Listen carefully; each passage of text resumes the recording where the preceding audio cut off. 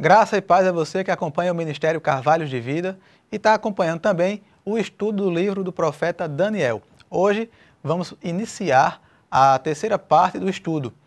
Então, no primeiro momento, falamos sobre a excelência no caráter de Daniel, o contexto histórico do povo de Israel, e a dominação babilônica. Hoje vamos falar sobre o capítulo 2.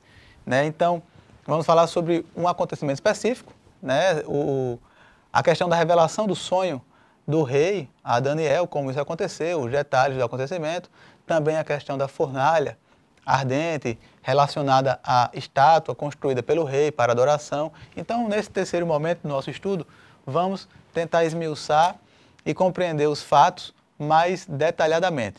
Bom, capítulo 2 do livro de Daniel na Bíblia Sagrada. Vamos ver o que é que tem para a gente entender. E no segundo ano do reinado de Nabucodonosor, Nabucodonosor teve sonhos, e o seu espírito se perturbou, e passou-se-lhe o sono. Então o rei mandou chamar os magos, os astrólogos, os encantadores e os caldeus, para que declarassem ao rei os seus sonhos. E eles vieram e se apresentaram diante do rei. E o rei lhes disse: tive um sonho, e para saber o sonho, está perturbando o meu espírito. E os caldeus disseram ao rei em aramaico: ó rei, vive eternamente. Dize o sonho a teus servos e daremos a interpretação. Bom, então o que acontece? No segundo ano do reinado de Nabucodonosor, ele passou a ter um sonho que estava tirando o seu sono, que estava lhe perturbando.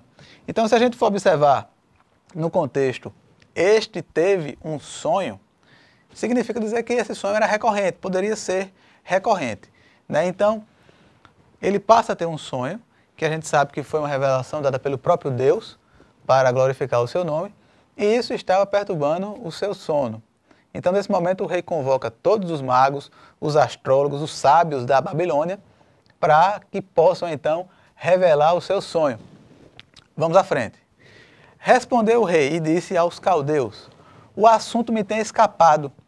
Se não me fizerdes saber o sonho e a sua interpretação, sereis despedaçados, e as vossas casas serão feitas um monturo. Mas se vos me declarardes o sonho e a sua interpretação, recebereis de mim dádivas, recompensas e grande honra. Portanto, declarai-me o sonho e a sua interpretação. Bom, aí estava complicado. Estava complicando para os magos. Por quê? O que é que o rei estava querendo dizer com isso? Sendo bem claro, se você é capaz de me dar a interpretação do sonho, então você também é capaz de me dizer qual foi o sonho. Então, ele não estava deixando margem à dúvida. E, sendo muito direto e objetivo, se não tiver como me dar essa interpretação, eu vou mandar matar e destruir as suas casas e não vai existir piedade. Então, era uma sinuca de bico para os magos, para os sábios da Babilônia. Vamos em frente. Responderam a segunda vez e disseram: diga, ó rei, o sonho a seus servos e daremos a sua interpretação. Respondeu o rei e disse: percebo muito bem que vós quereis ganhar tempo, porque vedes que o assunto me tem escapado.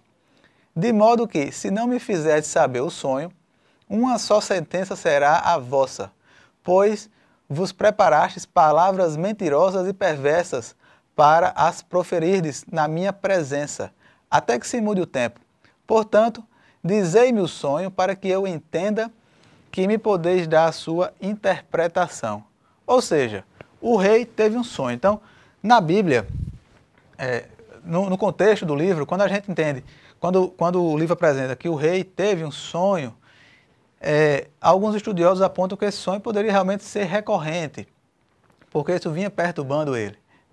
Só que o rei, estrategicamente, quando os magos chegam para receber a informação, para interpretar o sonho, ele fala: eu esqueci o sonho, eu esqueci. Então, vamos considerar, se o sonho estava perturbando ele, se ele fazia tanta questão da interpretação, também não tinha lógica ele ter esquecido o sonho. Então, possivelmente, isso fosse um teste para as habilidades dos seus magos e sábios. Só que era um teste de vida ou morte. Se eles não tivessem condições de revelar o sonho e de dar essa sua interpretação, simplesmente ele iria mandar matar todo mundo. Né? Então foi um teste de aptidão. Então ele estava testando realmente as condições dos seus sábios, né, de revelar esse sonho. Vamos à frente. Responderam os caldeus na presença do rei e disseram: não há ninguém sobre a terra que possa declarar a palavra ao rei, pois nenhum rei há, grande ou dominador, que requeira coisas semelhantes de algum mago, ou astrólogo, ou caldeu, porque o assunto que o rei requer é difícil, e ninguém há que o possa declarar diante do rei, senão os deuses, cuja morada não é com a carne. Por isso o rei se irou e enfureceu, e ordenou que matassem a todos os sábios da Babilônia. Então veja só, quando eles falam aqui, ó, não há rei ou grande dominador que requeira tais coisas dos seus sábios. Ou seja, nenhum rei na face da terra pediu isso a ninguém. Porque não tem ninguém, não existe ninguém que tenha condições de adivinhar o sonho, de lhe dizer qual é o sonho e lhe dar a interpretação. Ou seja, eles estavam dizendo que não tinha condições nenhuma de fazer o que o rei estava pedindo. E o rei, honrando a sua palavra, né, e vendo realmente que eles não tinham condições de passar essa informação, bom, então tá certo, já que não tem condições, todo mundo vai morrer. Né? Então, a sua sentença foi decretada. Em relação a essa questão do decreto, agora vem a parte especial, porque isso atingia também Daniel e os seus amigos. Porque quando Daniel veio para a Babilônia, ele veio como um sábio, como alguém que ficaria na elite, servindo na corte do rei. Né? Então ele se enquadrou ali também no perfil dos astrólogos, dos cientistas da época, dos sábios. Né? Então o rei faz um decreto e manda matar todos os sábios da Babilônia, já que nenhum deles de fato era sábio ao ponto de ter poderes para saber qual era o seu sonho. Vamos em frente. Saiu o decreto, segundo o qual deviam ser mortos todos os sábios, e buscaram a Daniel e a seus companheiros, para que fossem mortos. Então Daniel falou avisada e prudentemente a Arioque, capitão da guarda do rei, que tinha saído para matar os sábios da Babilônia. Respondeu e disse a Arioque, capitão do rei. Olha o que Daniel diz agora ao capitão do rei, que foi lá, ó, por gentileza, vamos lá, eu vou lhe matar, porque você faz parte do quadro de sábios, né, da comitiva dos sábios do rei, e ninguém levou o assunto que o rei precisava saber. Então olha o que ele fala para o capitão do rei, olha o que Daniel fala. Por que se apressa tanto o decreto da parte do rei? Então Arioque explicou o caso a Daniel. E Daniel entrou e pediu ao rei que lhe desse tempo para que lhe pudesse dar a interpretação. Bom, então agora começa o agir de Deus na vida de Daniel e a manifestação sobrenatural de Deus no reino da Babilônia. Então esse seria um primeiro evento assim mais sobrenatural, né, acontecendo na vida de Daniel. Bom, ele pergunta ao guarda do rei, o que é que está acontecendo? Me explica a história direitinho. Aí Arioque explica para Daniel, ó, ninguém soube interpretar o sonho do rei, e aí o rei simplesmente mandou matar todo mundo e você também se enquadra no perfil dos sábios. Aí Daniel pede um tempo. Me dê um tempo para que eu possa interpretar então o sonho do rei. Vamos em frente. Ainda no capítulo 2, hein? Então Daniel foi para sua casa e fez saber o caso a Ananias, Misael e Azarias, seus companheiros, para que pedissem misericórdia ao Deus do céu sobre este mistério, a fim de que Daniel e seus companheiros não perecessem juntamente com o restante dos sábios da Babilônia. Então foi revelado o mistério a Daniel numa visão de noite. Então Daniel louvou o Deus dos céus. Bom, todos os sábios iam morrer. Então o rei tinha decretado já. Daniel pede um tempo ao capitão da guarda e aí conversa com seus companheiros, com seus amigos. Eles oram a Deus e Deus revela a Daniel o mistério, a visão do sonho e a interpretação do sonho. Então, Arioque, que era o chefe da guarda do rei, que precisava, que tinha o decreto em mãos, leva Daniel apressadamente à presença do rei, para que então Daniel pudesse passar essa interpretação. Perceba que Daniel não só estava poupando a sua vida e a dos seus amigos, como também de todo o grupo de sábios da Babilônia. Então, um monte de gente lá que não era exatamente judeu, que não era companheiro de Daniel, também se beneficiou por tal ação. Então Arioque depressa introduziu a Daniel na presença do rei e disse-lhes assim: achei um homem dentre os cativos de Judá, o qual fará saber ao rei a interpretação. E respondeu o rei e disse a Daniel, cujo nome era Beltesazar: podes tu me fazer saber o sonho que tive e a sua interpretação? Respondeu Daniel na presença do rei, dizendo: o segredo que o rei requer, nem sábios, nem astrólogos, nem magos, nem adivinhos o podem declarar ao rei. Mas há um Deus no céu, o qual revela os mistérios.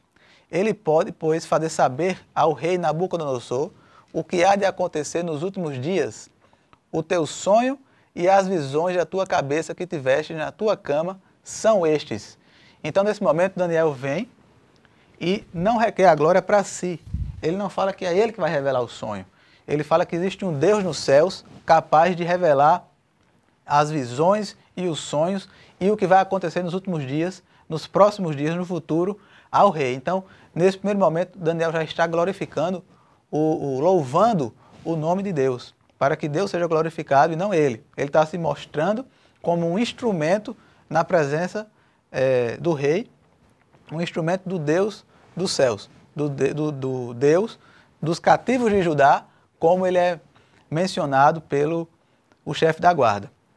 Então vamos lá, olha o que Daniel fala para o rei agora, nesse momento. Definição do sonho. Tá? Então Daniel primeiro diz, ó, o sonho foi este, sem o rei dizer qual foi. A cabeça daquela estátua era de ouro fino, o seu peito e os seus braços de prata, o seu ventre e as suas coxas de cobre, as pernas de ferro, os seus pés em parte de ferro e em parte de barro.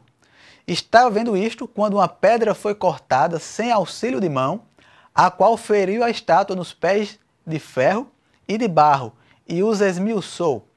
Então foi justamente esmiuçado o ferro, o barro, o bronze, a prata e o ouro, os quais se fizeram como pragana das eiras do estio, e o vento os levou. E não se achou lugar algum para eles, mas a pedra que feriu a estátua se tornou grande monte e encheu toda a terra. Então, neste momento, Daniel revela ao rei, ó, você sonhou com isso aqui. O seu sonho foi assim, você sonhou com essa estátua. Então até aí o rei sabia. Mas o rei não tinha falado para ninguém. Então foi o primeiro momento da revelação. Então, numa linha do tempo, capítulo 2 de Daniel. Primeiro, o rei tem um sonho.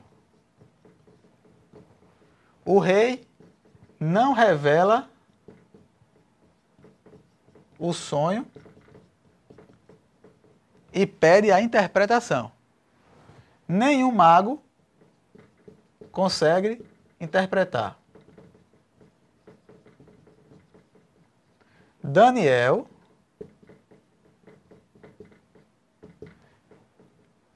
fala qual é o sonho, sabe qual é o sonho, recebe a visão do sonho. Então ele tem a visão do sonho do rei e ele também traz a interpretação, certo? Então, só para a gente organizar as ideias. Daniel agora deu a interpretação ao rei. Desculpe, a imagem ao rei. Ele disse, ó, você sonhou com isso. Né? Então, era um sonho em que o rei estava se assustando, ele não entendia, ele não compreendia a visão que ele estava tendo. Aí agora Daniel interpreta o sonho. Este é o sonho. Também a sua interpretação diremos na presença do rei. E aí começou a interpretar o sonho para o rei. Tu, ó rei, és rei de reis, a quem o Deus do céu tem dado o reino, o poder, a força e a glória. E onde quer que habitem os filhos dos homens, na tua mão entregou os animais do campo e as aves do céu, e fez que reinasse sobre todos eles. Tu és a cabeça de ouro. E depois de ti se levantará outro reino, inferior ao teu, e um terceiro reino, de bronze, o qual dominará sobre toda a terra. E o quarto reino será forte como ferro, pois como o ferro esmiuça e quebra tudo, como o ferro que quebra todas as coisas, assim ele esmiuçará e fará em pedaços. E quanto ao que viste dos pés e dos dedos, em parte de barro de oleiro e em parte de ferro, isso será um reino dividido. Contudo, haverá nele alguma coisa de firmeza do ferro, pois viste o ferro misturado com barro de lodo. Bom, Daniel estava falando isso aqui, ó, dos reinos que sucederam o reino da Babilônia. Então Daniel fala para o rei qual foi o sonho e agora ele interpreta o sonho.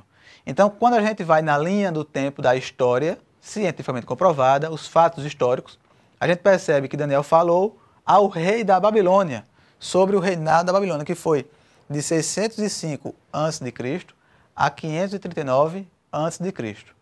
Depois a Babilônia foi dominada pelo Império Medo-Persa, que subsistiu de 539 a 331 a.C., com Dário e Ciro, os imperadores. Dário o Medo, como ele foi conhecido. Então Daniel presenciou e também serviu a esse imperador aqui, depois que Nabucodonosor morreu e depois que a Babilônia foi tomada pelo Império Medo-Persa. Depois veio o Império Grego, de Alexandre o Grande, que também dominou, né, foi um império poderosíssimo. E o quarto império que ele fala sobre as pernas é o Império Romano. E aí era um império forte, que ele falou em esmiuçar tudo. Então, é o quarto reino. Então, no segmento, na sequência de impérios, depois do Império Romano, que subsistiu por volta de 168 a.C. a 476 depois de Cristo, depois as nações bárbaras, os reinos dos quais se fragmentou o Império Romano, representam os dedos. Né? Então, era um império que era muito forte, mas ele estava seguro por pés que eram misturados com ferro e barro, para dar essa ideia de que ele também não estava firme, ele se esmiuçaria, certo? Então, os estados europeus que se fragmentaram, que vêm desde a época do Império Romano, com os bárbaros que dominaram, que se rebelaram, e as nações que surgiram depois desse momento representam os dedos, as divisões dos pés da estátua. Sendo que, neste momento, o rei via que uma pedra cortada de uma montanha, ela vinha e despedaçava a estátua. Né? Uma das representações da imagem seria que viria uma pedra e quebrava essa estátua. Então vamos em frente. E como os dedos dos pés eram em parte de ferro e em parte de barro, assim por uma parte o reino será forte, e por outra será frágil. Quanto ao que viste do ferro misturado com barro de lodo, misturar-se-ão com semente humana, mas não se ligarão um ao outro, assim como o ferro não se mistura com barro. Mas, nos dias desses reis, o Deus do céu levantará um reino que não será jamais destruído, e este reino não passará a outro povo. Esmiuçará e consumirá todos esses reinos, mas ele mesmo subsistirá para sempre. De maneira que viste que do monte foi cortada uma pedra, sem auxílio de mãos, e ela esmiuçou o ferro, o bronze, o barro, a prata e o ouro. O grande Deus fez saber ao rei o que há de ser depois disto. Certo é o sonho, e fiel a sua interpretação. Nessa hora que o crente verdadeiro, o cristão autêntico, se arrepia com a revelação e a certeza de Daniel. Certo é o sonho e fiel é a sua interpretação. E hoje a gente vê que realmente, de fato, era fiel à sua interpretação. Então, a pedra que é cortada da montanha é lançada e quebra, esmiuça a estátua, é justamente o Messias, o Jesus, o Deus revelado, o reino divino. Então, no tempo, como ele fala, do Império Romano, no tempo desses reinos, aqui em Roma, quando Roma dominava o povo de Deus, os judeus, Jesus nasceu na época do Império Romano. Então, o reino de Deus começou a ser implementado na terra naquele período. Esse é o reino que ele se refere, que virá, e esmiuçará todos os reinos da terra, eles vão virar pó, mas o reino do Messias, o reino de Deus, subsistirá para sempre e irá ocupar toda a terra. Então ele estava dando a revelação também do reino de Deus que seria implantado na terra e que seria um reino maior do que todos os outros reinos, que esmiuçaria todos eles. E conclui dizendo que fiel ao sonho, que certo é o sonho e fiel à sua interpretação. Então, mais alguns esboços de algumas representações que a gente encontra da imagem, né? Então, vindo a pedra e quebrando tudo, sendo o novo reino a ser implantado. Então, depois que Jesus vem para é apresentado na terra, é crucificado, o cristianismo começa a se disseminar na época do Império Romano e se espalha, como a gente conhece hoje, por todo o mundo. Então, o reino de Deus sendo implementado, né, e estabelecido em todo o mundo. Então, foi essa primeira revelação, esse primeiro momento sobrenatural que Deus opera na vida de Daniel na Babilônia. Ele poupa a vida dele, dos amigos dele e dos outros sábios e ainda revela ao rei o que vai acontecer. Essa é a interpretação do sonho do rei. Então, o primeiro momento de Daniel sendo usado por Deus poderosamente no Império da Babilônia. Bom, logicamente, como o rei falou, quem trouxesse para ele a interpretação do sonho, quem trouxesse para ele a visão que ele teve, seria também honrado. Daniel foi honrado, né, foi colocado como príncipe na Babilônia e o rei passou a ter uma extrema consideração e respeito porque viu que ele tinha realmente algo especial, algo sobrenatural, ele era servo do Deus dos céus. Esse é o primeiro momento de atuação de Daniel, de Deus através de Daniel na Babilônia. Passados cerca de 20 anos, de acordo com alguns estudiosos apontam, poderia ter passado mais ou menos uns 20 anos, a gente vai para o capítulo 3, a estátua de ouro e a fornalha ardente. Bom, depois que Daniel interpretou o sonho do rei, ele e os amigos dele foram feitos como governadores na Babilônia, né? Então eles passaram a ter funções administrativas. O que acontece é o seguinte, Daniel tinha um cargo maior que Sadraque, Mesaque e Abdinego. Tá? Então ele teria um cargo maior. Bem, nesse momento, após uns 20 anos mais ou menos, o rei se envaidece. Talvez, depois da interpretação do sonho, falando que ele era a cabeça de ouro, e ele resolve fazer uma estátua de ouro. Uma estátua dele, para ser adorada, certo? Essa estátua ficava numa região mais ou menos uns 20 quilômetros da Babilônia, e ele instituiu um culto em relação à sua estátua, à sua imagem. Então, ele instituiu um culto de adoração, onde todos os servos e todos os caldeus e todos os governadores teriam que se prostrar diante da estátua e adorá-la, com música, com festa, mas um rito, como uma religião. Então ele está usando da força, do poderio e da religião para evitar mobilizações ou revoltas ou coisas do tipo na Babilônia, para garantir o seu poderio. Sendo que tem um problema sério aí. Rapazes fiéis ao Deus dos céus não iriam se prostrar para adorar uma imagem de escultura. Só que o rei decretou que quem não adorasse, quem não se curvasse diante de sua estátua, seria morto, seria mandado para fornalha de fogo. Então, ou adora, ou é queimado na fornalha de fogo.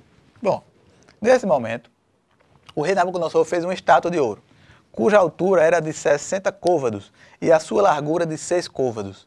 Levantou-a no campo de Dura, na província de Babilônia. Então, o rei Nabucodonosor mandou reunir os príncipes, os prefeitos, os governadores, os conselheiros, os tesoureiros, os juízes, os capitães e todos os oficiais das províncias para que viessem à consagração da estátua que o rei Nabucodonosor tinha levantado. Então se reuniram os príncipes, os prefeitos, os governadores, os capitães, os juízes, os tesoureiros, os conselheiros e todos os oficiais das províncias à consagração da estátua que o rei Nabucodonosor tinha levantado. E estavam em pé diante da imagem que Nabucodonosor tinha levantado. E o arauto apregoava em alta voz: ordena-se a vós, ó povos, nações e línguas, quando ouvirdes o som da buzina, da flauta, da harpa, da sambuca, do saltério, da gaita de foles e de toda espécie de música, prostrar-vos-eis e adorareis a estátua de ouro que o rei Nabucodonosor tem levantado. E qualquer que não se prostrar e não adorar será na mesma hora lançado dentro da fornalha de fogo ardente. Bom, então vamos lá. O plano de Nabucodonosor era unificar o reino. Então ele ia usar a religião e o medo, logicamente. Quem queria ir para a fornalha de fogo ardente, né? Então teria que adorar a estátua. E assim ele iria evitar rebeliões. Então vamos manter aí a ordem com uma espécie de rito religioso. O evento era uma espécie de culto, pois continha música e reverência de adoração. Possivelmente, após ouvir Daniel que o rei da Babilônia era a cabeça de ouro, o rei tenha pensado em uma grande estátua de ouro que pudesse, de alguma forma, representar o seu reino de forma maior. Aí tem uma curiosidade aqui.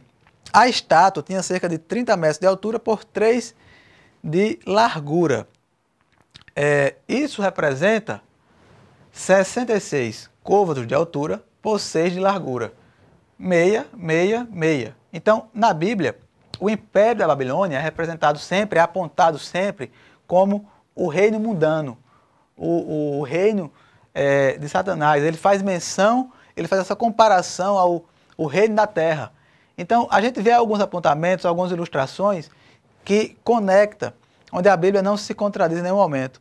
Então, esses apontamentos que a gente vê mais para frente, fazendo menção ao reino da Babilônia como o reino pagão, o reino deste mundo, a gente encontra também algumas curiosidades em relação aos itens, em especial, no livro de Daniel. Então, a estátua tinha 30 metros de altura, mais ou menos um prédio de 10 andares, por 3 metros de largura de ouro. Então, possivelmente, ela tenha sido confeccionada em madeira e tenha sido coberta com ouro. Isso de acordo com a imagem do rei para que fosse adorada. Outra coisa é que em Daniel 3, a gente também lembra o Apocalipse, especialmente 13 e 14, onde a Bíblia fala que o líder mundial, o anticristo, ele vai querer ser adorado também. Ele vai exigir essa adoração à sua imagem. Então o líder da Babilônia também exige essa adoração a si mesmo, à sua imagem. Ele também aponta essa questão da adoração do alto culto, do culto a si mesmo. Aquela questão de Daniel está para o Velho Testamento, como Apocalipse está para o Novo Testamento. Então, também apontando algumas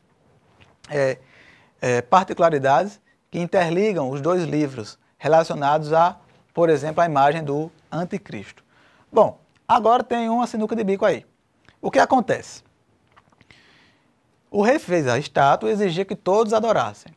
Daniel, nesse momento, como príncipe na Babilônia, e os seus amigos, Sadraque, Mesaque e Abednego, como funcionários do rei, como servos do rei, Ananias, Misael e Azarias, que tiveram seu nome trocado para Sadraque, Mesaque e Abednego, são servos do rei. Só que eles são, antes de serem servos do rei, eles são servos do Deus Altíssimo.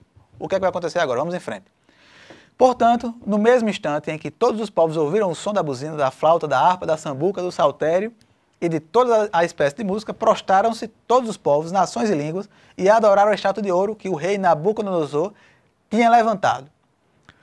Por isso, no mesmo instante, chegaram perto alguns caldeus e acusaram os judeus. Lá em Daniel 3, versículos 7 e 8. Aí lá no versículo 12, há uns homens judeus, os quais constituíste sobre os negócios da província de Babilônia, Sadraque, Mesaque e Abednego. Estes homens, ó rei, não fizeram caso de ti. A teus deuses não servem, nem adoram a estátua de ouro que levantaste. Então vamos lá. Algumas curiosidades. Primeiro, em relação a Daniel. Por que Daniel não estava nesse evento? Então, algumas observações que podem, algumas curiosidades e apontamentos também dos estudiosos. Primeiro, ele poderia estar enfermo, poderia estar doente, e aí o rei dispensou ele de ir ao evento, certo? Lembrando que ele tem uma posição acima da posição do Sadraque, de Mesaque e de Abednego. Ele poderia estar em viagem. Como o cargo dele era muito importante, então ele poderia estar viajando, né? Então, lembrando, no capítulo 3, Daniel está ausente. Certo? Capítulo 3, em relação à estátua de ouro. Bom, ele também, por sua alta posição, poderia pressupor, o rei, que ele já era fiel. Então, como ele era um príncipe, como ele era, ele tinha um cargo do mais alto escalão, então também poderíamos deduzir que a ele não era exigida nenhuma demonstração de lealdade ou de fidelidade, porque o rei já teria essa noção de que ele era fiel, ele era um servo fiel, tá? Então essas são algumas observações, pode ter acontecido algumas das três, algumas conjecturas, certo? Bom, considerando que os caldeus que acusaram os judeus possivelmente estavam de pé, para ver que eles não se ajoelharam perante a estátua. Então, isso aqui justifica o item 3. Então, poderia ter acontecido de existir alguns dos principais príncipes ali da Babilônia, dos principais servos do rei, incluindo Daniel, que estivessem de pé, porque não era exigido deles demonstração de fidelidade, de lealdade. Né? Então, uma das observações que poderia justificar essa alternativa 3. Mas isso é só para a gente justificar a ausência de Daniel. Aí o que acontece? Quando os caldeus viram que esses três não adoraram a estátua, foram lá e disseram, ó, tem 3 pessoas ali, 3 indivíduos que o Senhor constituiu como servo sobre os negócios da Babilônia, ou seja, eles tinham cargos importantes, depois já do acontecimento da interpretação do sonho de Daniel, do sonho que o rei teve e Daniel interpretou. Então eles tinham cargos importantes. Aí não se ajoelham diante da estátua do rei. Aí os caldeus vão lá e, ó, alguns dos líderes, ó, aqueles 3 judeus ali, não se ajoelharam, não. Além de não servir aos seus deuses, eles nem adoram a sua estátua que o Senhor mandou erguer. O que acontece? Então, Nabucodonosor, com ira e furor, mandou trazer a Sadraque, Mesaque e Abdenego, e trouxeram estes homens perante o rei. Falou Nabucodonosor e lhes disse, é de propósito, ó Sadraque, Mesaque e Abdenego, que vós não servis a meus deuses, nem adorais a estátua de ouro que levantei? Agora, pois, se estáis prontos, quando ouvides o som da buzina, da flauta, da harpa, da sambuca, do saltério, da gaita de folhas e de toda espécie de música, para vos prostrares e adorares a estátua que fiz. Bom é, mas, se não as adorardes, sereis lançados na mesma hora dentro da fornalha de fogo ardente. E quem é o Deus que vos poderá livrar das minhas mãos? Tá? Então, olha só o que o rei faz. Primeiro, percebe-se que realmente existia uma certa consideração do rei para com eles, porque foi decretado que quem não adorasse seria da mesma hora lançado na fornalha de fogo. Quando o rei recebe a informação, ele se ira, ele é confrontado, mas ele dá uma segunda chance aos 3. Ele fala, ó, a gente vai tocar de novo, vai começar a cerimônia de novo. Aí é bom que vocês adorem a estátua, para evitar maiores complicações. Se vocês não adorarem, aí eu vou lançar vocês na fornalha de fogo. E ainda faz um desafio. E quem é o Deus que vos poderá livrar das minhas mãos? Tá? Então, nesse momento, ele se considera mais poderoso que qualquer Deus. Né? Ele decretou o fim dos 3. Bom, aí a resposta que vem é a seguinte. E disseram ao rei Nabucodonosor, não necessitamos de te responder sobre este negócio. Eis que o nosso Deus, a quem nós servimos, é quem nos pode livrar. Ele nos livrará da fornalha de fogo ardente e da tua mão, ó rei. E, se não, fica sabendo, ó rei, que não serviremos a teus deuses, nem adoraremos a estátua de ouro que levantaste. Isso a gente encontra em Daniel 3,16. Bom, aí você observa uma demonstração substancial de fé. Primeiro, eles falam que o Deus deles poderá livrar, sim, das mãos do rei. Então, bom, se Deus quiser, ele nos livra, ele tem condições e tem poder para nos livrar da fornalha e das suas mãos, né, em relação ao rei. Porém, tem uma parte interessante também no texto. Já no versículo 18, você vê que eles falam, e se não, ou seja, se ele não livrar, ó rei, a gente vai morrer. Mas você fica sabendo que a gente não se curvou perante a sua estátua. Então, eles deixaram nas mãos de Deus.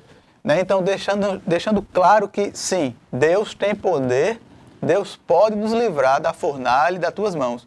Mas se ele não quiser, ele vai continuar sendo Deus. E nós vamos continuar sendo servos e servos fiéis. E você fica sabendo que nós morremos, mas morremos por nossa convicção, por nossa fé. E Ele vai continuar sendo Deus, independente das circunstâncias, merecendo ser adorado e sendo digno de toda honra, toda glória e de toda fidelidade do coração dos seus servos. Bom, essa foi a resposta dos 3 ao rei. Aí o que acontece? Outro trecho interessante. O rei mudou o semblante. Então observe, essa observação aqui, mudou o semblante, significa que o rei ficou muito chateado. Realmente ele ficou com muita raiva dos 3, ele foi desafiado, né? E isso na frente de todos, dos príncipes, dos governadores, porque era um ato público, né? Isso deveria servir de lição em relação a quem o desafiasse. Bom, aí uma das provas que ele ficou tão alterado e tão chateado por ter sido desafiado é essa aqui. Ele mandou aquecer a fornalha 7 vezes. Ora, se o fogo está mais quente, se a fornalha está mais quente, então, consequentemente, a morte vai ser mais rápida, haverá um menor sofrimento. Mas ele não pensou nisso, ele pensou em ser mais ativo possível e aquecer a fornalha 7 vezes. A fornalha estava tão quente que os homens que levaram aos 3, a Sadraque, Mesaque e Abdenego, nomeados pelo rei, para a fornalha morreram. Eles não suportaram o calor das portas ali da fornalha. Os 3 foram amarrados. Então é interessante que depois a gente vai ver que esse pequeno detalhe, eles foram amarrados, depois vão aparecer soltos. E em relação à fornalha, ela era grande o suficiente para se caminhar dentro dela. Então, era uma fornalha que possivelmente fosse usada para o manuseio para derreter minérios, né? Para se manusear ferro, ouro, cobre. Então, era uma fornalha do tamanho de uma casa, né? Suficientemente grande para se caminhar dentro dela.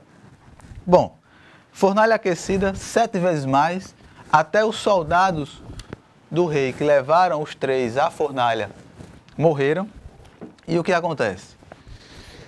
Então o rei Nabucodonosor se espantou e se levantou depressa. Falou dizendo aos seus conselheiros: não lançamos nós dentro do fogo 3 homens atados?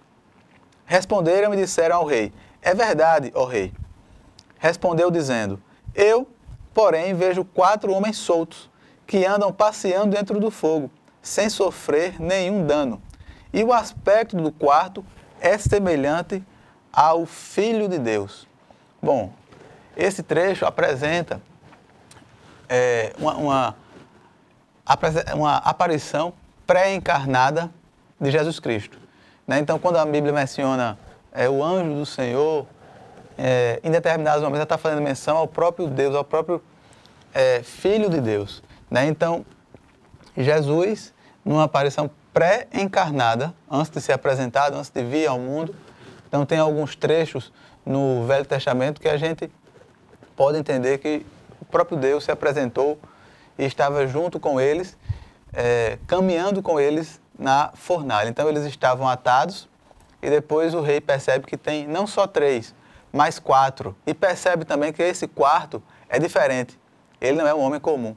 Bom, então neste caso a gente vê que eles disseram que Deus podia livrar. E se não, eles não iriam se render a outros deuses. E aí Deus quis os livrar, quis deixar essa história registrada, né? Então, depois de toda a demonstração de fé e convicção do coração deles, o próprio Jesus vem os livrar da fornalha. Bom, isso faz essa demonstração de fé, faz a gente lembrar daquela história que a gente escuta contemporaneamente, do equilibrista. Então, abrir esse parênteses, trazer para o nosso tempo. Um equilibrista resolveu que iria atravessar 2 prédios de 20 andares com uma bicicleta, por cima de uma corda. E aí ele era muito famoso, e aí muitas pessoas, muitos repórteres, jornalistas, se juntaram para cobrir o evento, para ver o que ia acontecer. Só que era realmente algo muito difícil, algo que ele nunca tinha feito. E aí todos se colocaram lá em cima dos prédios e ligaram as câmeras e as máquinas para registrar todo o contexto, todo o evento. E aí ele foi, atravessou e chegou do outro lado. No final, quando ele foi ser entrevistado, um dos repórteres, um dos jornalistas, chegou para ele e disse: olha, na verdade, ninguém aqui acreditava que você ia conseguir. Ninguém acreditava que você ia conseguir chegar em cima de uma bicicleta, de um prédio ao outro, em cima de uma corda. Mas eu acreditava, eu fui o único que acreditei. Realmente eu tinha certeza que você chegaria, mas ninguém aqui acreditava. Aí o equilibrista responde: bom, tudo bem, me dê uma prova que você acreditava tanto, eu vou agora voltar, vou atravessar uma segunda vez.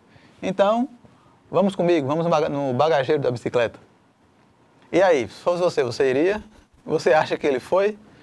Isso é uma história, um conto, para a gente levar para os momentos de turbulência, para os momentos de encruzilhada ali, onde você tem que tomar uma decisão. No caso de Ananias, Misael e Azarias, eles acreditaram. Eles acreditaram e eles, de fato, entraram na fornalha. Então foi uma demonstração, não foi só uma demonstração de fé teórica, foi prática, né? E nesse momento Deus interviu. O que aconteceu depois?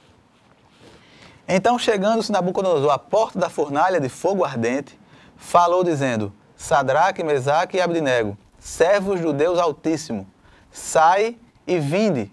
Então Sadraque, Mesaque e Abdinego saíram do meio do fogo. E reuniram-se os príncipes, os capitães, os governadores e os conselheiros do rei. E, contemplando estes homens, viram que o fogo não tinha tido poder algum sobre os seus corpos. Nem um só cabelo da sua cabeça tinha queimado.